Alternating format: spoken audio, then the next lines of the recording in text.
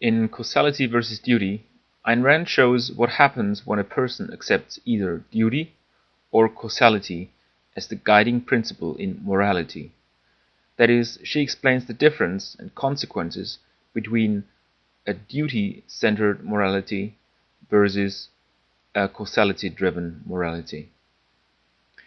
The outline of the essay is: she first defines what duty means, who advocates it, what it means for one's values if one accepts duty as sole moral motivation, what the acceptance of duty does psychologically, and then she contrasts duty to causality and shows the difference in outcome of accepting each of the terms in one's morality.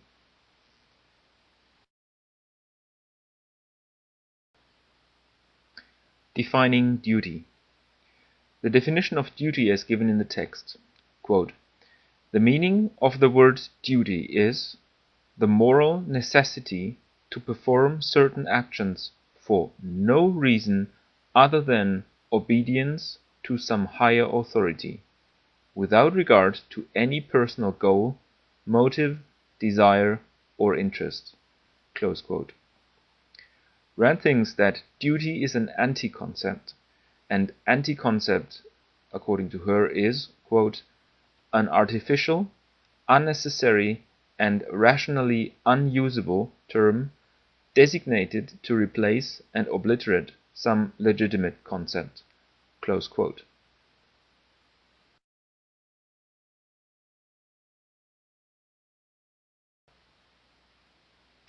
Rand states that duty is a product of mysticism, and in its worst form it is as understood in Kantianism. Quote, "The arch-advocate of duty is Immanuel Kant. He went so much farther than other theorists that they seem innocently benevolent by comparison. Duty, he holds, is the only standard of virtue. But virtue is not its own reward. If a reward is involved, it is no longer virtue. The only moral motivation, he holds, is devotion to duty for duty's sake. Only an action motivated exclusively by such devotion is a moral action. That is, an action performed without any concern for inclination, that is desire, or self-interest." Close quote.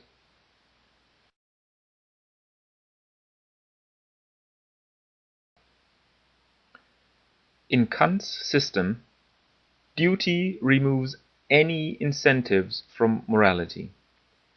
Those who actually want to be moral do not get any praise for it. Only those who hate being moral but still do it for duty's sake get moral praise.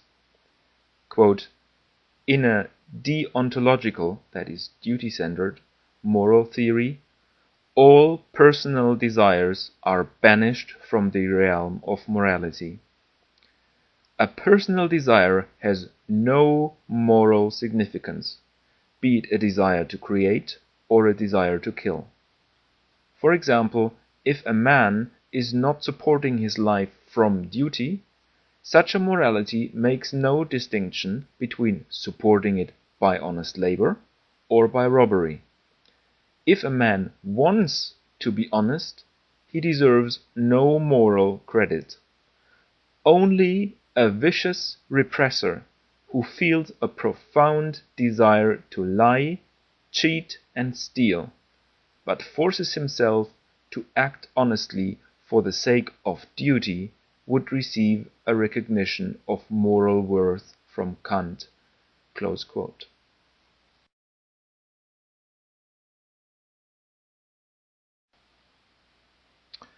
What does duty to one's reason and relation to reality? No matter what the facts are, no matter what the arguments are to act in a certain way because this would be reasonable, The duty-bound person must ignore all facts, all arguments, and must act according to a command coming out of the mystic blue, unrelated to facts, and that command is in no way related to reality. Quote, if one were to accept it, the anti-concept duty destroys the concept of reality. An unaccountable, supernatural power takes precedence over facts and dictates one's actions regardless of context or consequences. What does duty to reason? Duty destroys reason. It supersedes one's knowledge and judgment, making the process of thinking and judging irrelevant to one's action. Close quote.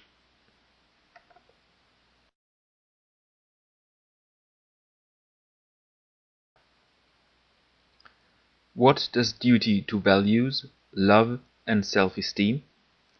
Quote, duty destroys values. It demands that one betray or sacrifice one's highest values for the sake of an inexplicable command. And it transforms values into a threat to one's moral worth, since the experience of pleasure or desire casts doubt on the moral purity of one's motives. Duty destroys love. Who could want to be loved not from inclination, but from duty? Duty destroys self-esteem. It leaves no self to be esteemed. Close quote.